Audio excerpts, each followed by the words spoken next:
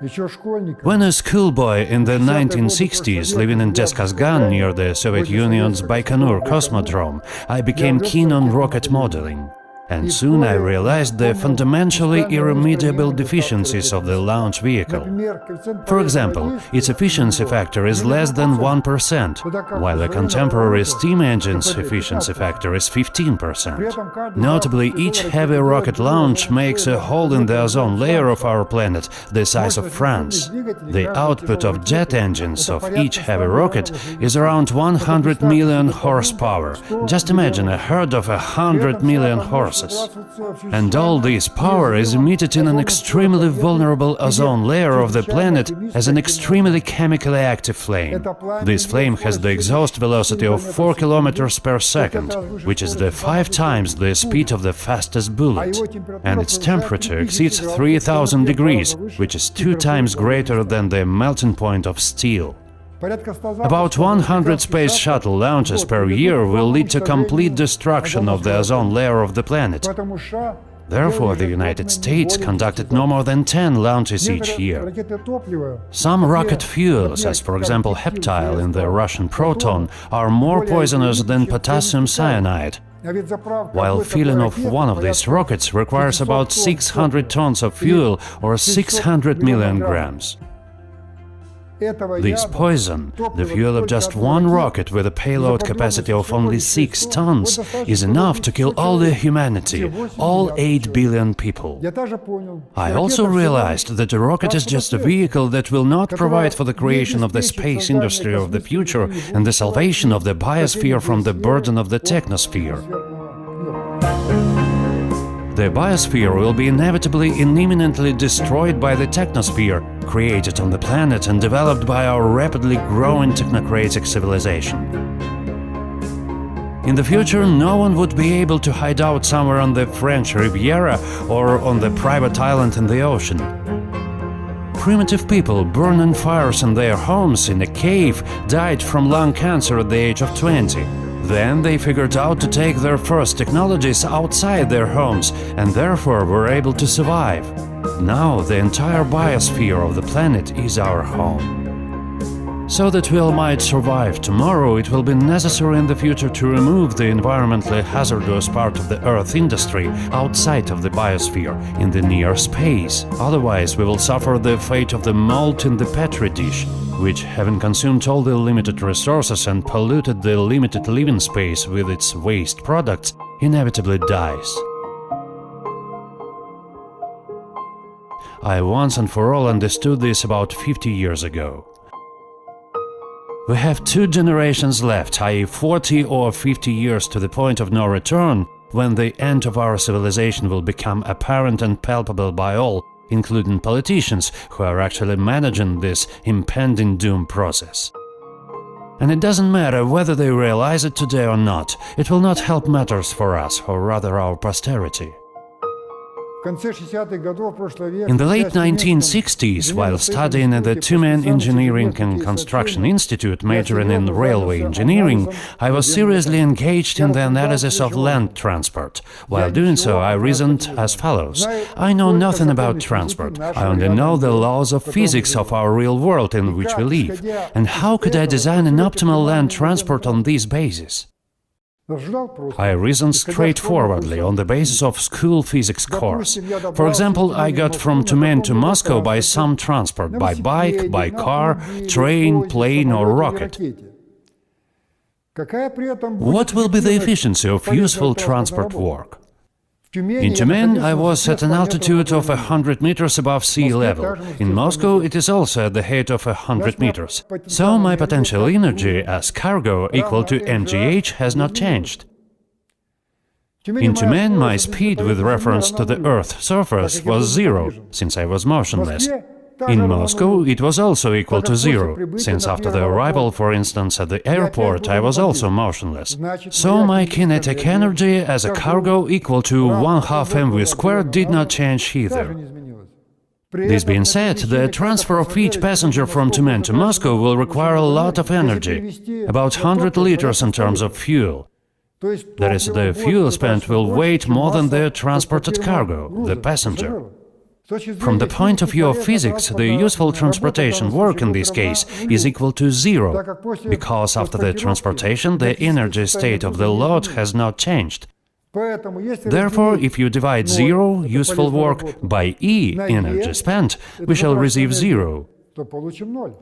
This is the efficiency factor of any land transportation system. It is always equal to zero. And zero, which is obvious, cannot be improved. Then I started to think further on. If zero cannot be improved, then what for was the energy of my relocation on the surface of the Earth wasted? It turns out that all 100% of the energy is spent not on useful work, but on the struggle with the environment and its destruction. That's what we call the ecology. This is manifested in the emission of exhaust gases, noise from the rolling stock movement, vibration of the earth, abrasion of tires, asphalt, rails, crushed stone cushion, and so on. So, in case of land transport, it is necessary to minimize the suppression of the surrounding environment and its destruction. I was above all interested in the high-speed traffic, as we live in a world of increasingly high speeds. But since we do not live on the moon, where there is vacuum, but on Earth, where there is atmosphere, I was interested in aerodynamics, or rather the aerodynamic resistance to high-speed motion.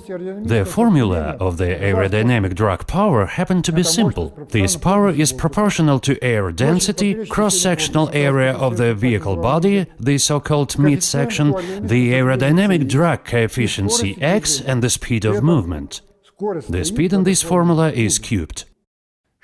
What does this mean? For example, if we are moving in the car at the speed of 100 km per hour and the engine spends 20 horsepower on aerodynamics, this is not a lot of energy, about 4 liters of fuel per hour of engine operation. Now let's increase the speed of this very vehicle up to 500 km per hour. Speed is increased by 5 times. We raise 5 to the third power. We get 125 times. This is how much aerodynamic drag power is increased. We multiply 20 horsepower by 125 and get 2500 horsepower, which is the power of 5 tank engines. Such engine will spend on aerodynamics 500 liters of fuel per hour instead of 4 liters at the speed of 100 km per hour. Further research allowed to find solutions that improve high-speed aerodynamics. For example, 7-fold compared to a sports car like the Bugatti Veyron. The Bugatti, considering the spoiler, has CX 0.42, while a high-speed U-Pod on steel wheels has CX 0.06, which is 7 times less. Moreover, the Bugatti carries 2 passengers, while the U-Pod carries 20 people. These results were obtained experimentally during multiple wind tunnel tests and patented. Moreover, half of the improvements were achieved by eliminating the ground effect, because a rail car on steel wheels, which I later called the U-Pod, does not move on a uniform roadbed but on 2 thin string rails. Now I am planning to improve CX by 20% more, down to the value of about 0.05, which is close to the theoretical limit equal to 0.04. If 9/10 of all the energy is spent for the aerodynamics during high-speed motion, where does the remaining 1/10 go?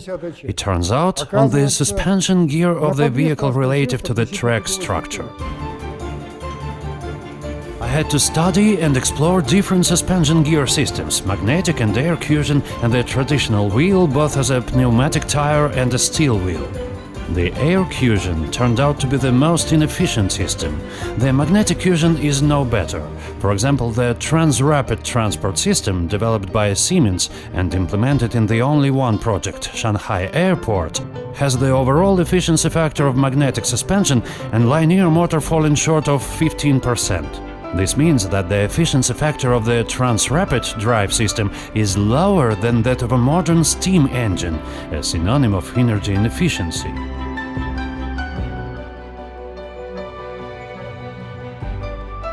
It turned out that the most effective suspension gear system is the steel wheel steel rail, with the efficiency factor of 99.8%, as a force of about 2 kg can move along a horizontal rail track a bogie weighing 1 ton.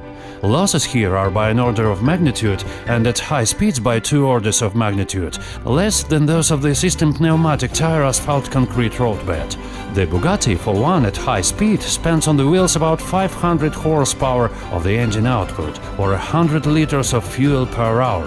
If it had steel wheels, it would spend on them only 10 horsepower and 2 liters of fuel per hour.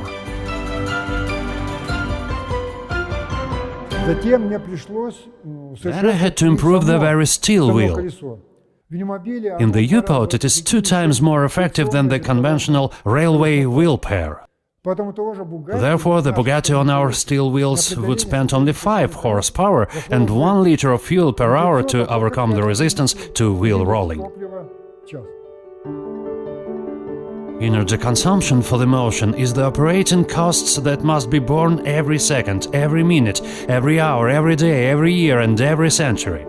For example, the longest in the world is the Russian Trans-Siberian Railway, which is about 10,000 kilometers long. For 105 years on end, trains here have been keeping on in efficiency, spending energy to move billions of tons of cargo for thousands of kilometers, which translates into millions and millions of tons of fuel spent.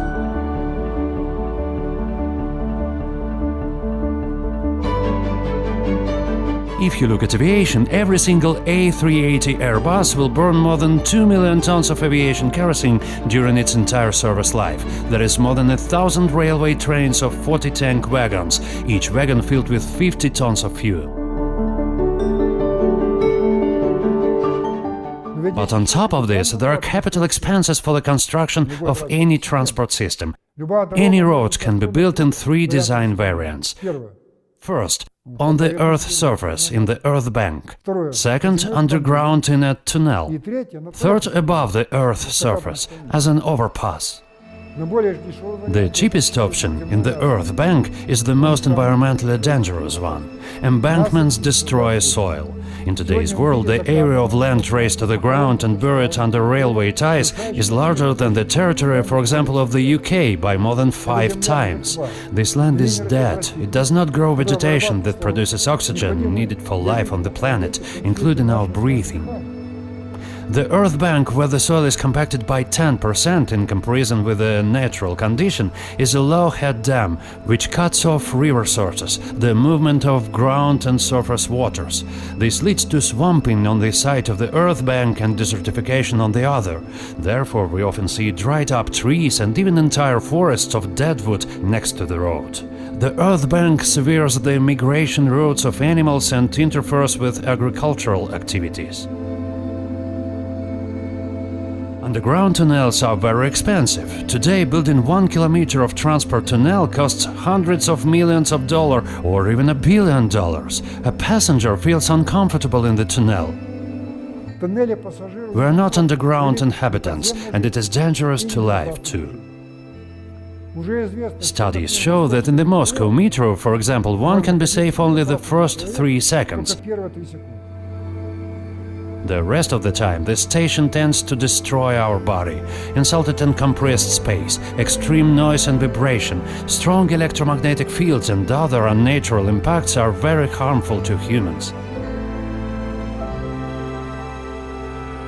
Now we are left with the elevated overpass, but it has a high materials consumption of tens of thousands of tons of steel and concrete per each kilometer of its length, and consequently high cost, $100 million per kilometer and more.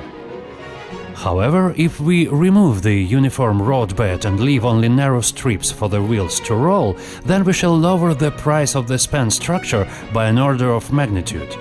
And if we make the structure continuous along its length, without expansion joints, we will increase the carrying capacity of the overpass twofold. Besides, to prevent compression and buckling, the truck structure must be stretched in the longitudinal direction. It must be made pre-stressed. It was the origin of the concept of the optimal elevated transport system, later called UST, Yunitskiy string technologies. Its main elements are: first, continuous, uncut, pre-stressed string rail overpass. Second, rail electric vehicles on steel wheels, U-pods, with exceptionally high aerodynamics. As a socially oriented person, I always wondered what my inventions would bring to humanity, not only now, but in the distant future too. This was how the idea of string rail was formed, which a quarter of a century later was tried out on the test facility in the town of Ozorny in the Moscow region. With the weight of the track structure of a mere 120 kg per linear meter, a 48-long string rail span was twofold more rigid than a conventional permanent bridge. The ZIL 131 truck, weighing 15 tons while moving, caused the track structure to cave in by 30 mm only. It is 1/1600th part of the length of the span, while the permissible relative stiffness of major bridges is 1/800th. And it turned out that when the top of the support is attached to the continuous track structure, the load-bearing capacity of the support increases by 8 times. Therefore, the supports may be dozens of times cheaper, as in addition to it, weight load from a light overpass will be by an order of magnitude less than in conventional girder bridges. Here are some figures. Over the last 100 years, about 60 million kilometers of roads were built globally. They are motor roads and railways. If they are replaced with the UNET transport and communication network, built with the UST technologies, it will bring about the following socio-economic effect for the planet and all humanity. First, thanks to the being on the second level and having the anti-derailment system of rolling stock, the transportation accident rate will decrease by more than 1,000 times. It will be lower than that of aviation now. Over 100 years, this will save from death on the roads at least 100 million people, and from disability at least 1 billion people. It will be more important than ending all wars on the planet, than casualties from terrorism and industrial injuries, than losses from natural disasters like earthquakes, tsunamis and volcanic eruptions taken together, as 3 times fewer people die there, on average about 500,000 people per year, while on the world roads about 1.5 million people are killed annually, including post-accident deaths in hospitals, and over 10 million become disabled and crippled. The car turned out to be much more dangerous than the Kalashnikov assault rifle and the nuclear bomb. Second, owing to the elevated overpass design, the land users will retrieve their territories in total area exceeding 5 territories of Great Britain. As noted earlier, this land is now occupied by roads located on the first level. Simultaneously, 10 times larger area of soil adjacent to such roads will be saved from transport's carcinogenic pollution and environmental degradation. The socio-economic effect of this measure will exceed $100 trillion over 100 years.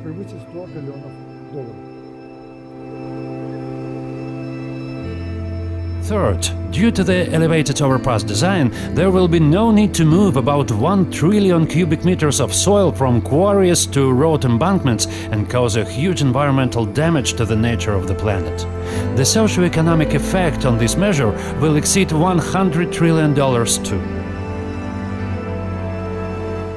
Fourth, due to the low material consumption by string rail overpasses, compared to the conventional transport flyovers, their construction will help saving on steel over 200 billion tons, concrete and reinforced concrete more than 1 trillion tons. This economy is the total manufacture of building materials by the whole Earth's industry over the 100-year period. The socio-economic effect on this measure will exceed $1,000 trillion. Fifth, thanks to the high aerodynamic of the rolling stock and the special steel wheel, the UNET track network will save over 1 trillion tons of standard fuel over a 100-year period, which is, for example, 5 times the world's oil reserves.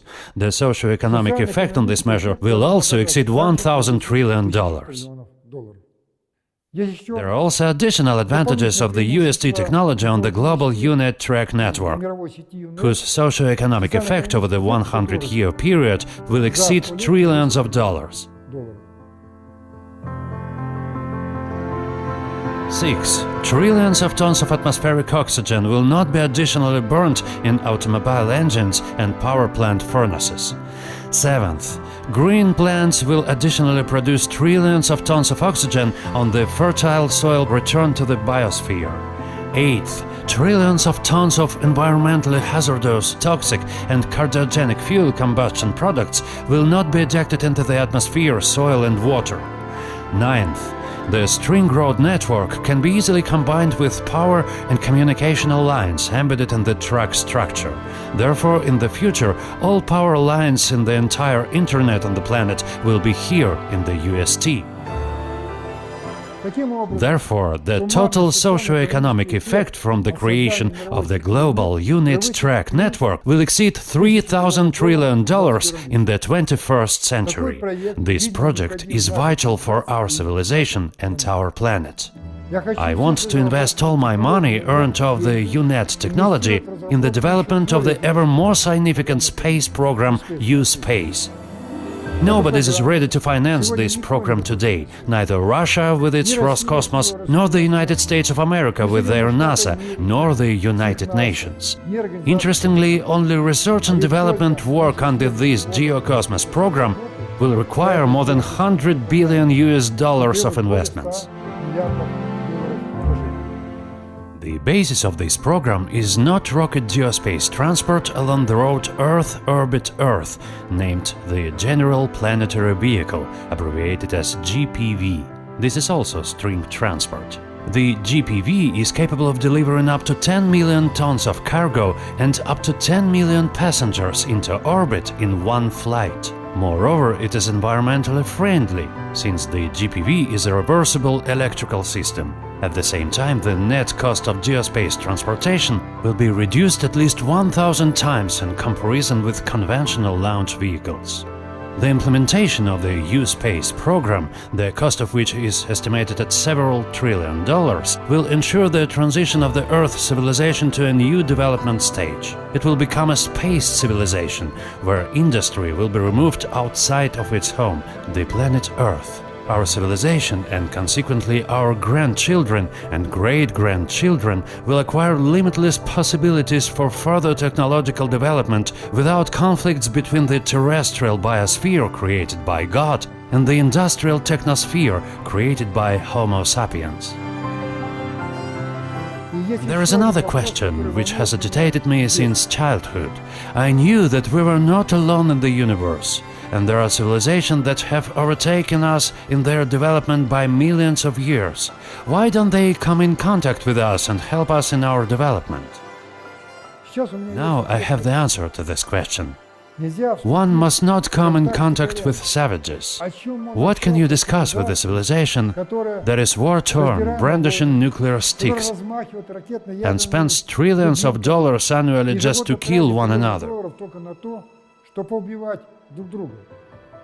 It is us who are not ready to come in contact, not them. However, when the Geospace program is implemented on the planet Earth, we shall become a space civilization. This program can be implemented only by a force of all humanity. For this to happen, all countries will have to stop wars, unite the scientific, economic and production capabilities, and jointly remove into space all the noxious terrestrial industry, metallurgy and chemical production, energy and mining industry, and so on, while living on Earth only fields, forests, meadows, rivers, seas and clean air, along with all the humanity, about 10 billion people by that time.